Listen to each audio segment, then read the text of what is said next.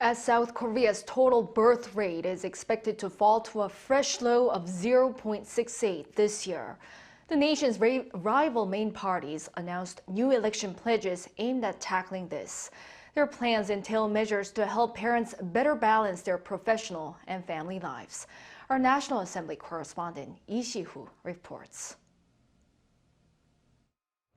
With just a little over 80 days left until South Korea's 22nd general election, the parties each announced on Thursday a new set of pledges aiming for a common goal: to save the country with the lowest birth rate in the world since 2013 from its declining population.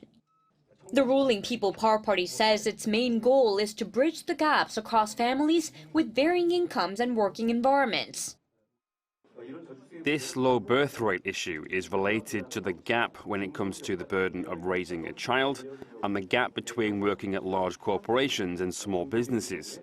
We think that bridging these gaps is the first step toward solving the low birth rate issue and building a society of co-prosperity. The party plans to make a month-long paid paternity leave mandatory and amend laws to guarantee childcare leave upon request. Furthermore, they will increase the maximum monthly childcare leave payment of 1.5 million Korean won, around $1,100 to 2.1 million Korean won, around $1,600 to match the minimum wage. Small businesses will be given additional incentives for implementing childcare leave. And by 2025, there will be more support for those not covered by national employment insurance, such as independent artists and farmers. The main opposition Democratic Party, meanwhile, is putting the emphasis on providing financial and housing support. The state will directly support the formation of basic assets for all newlyweds.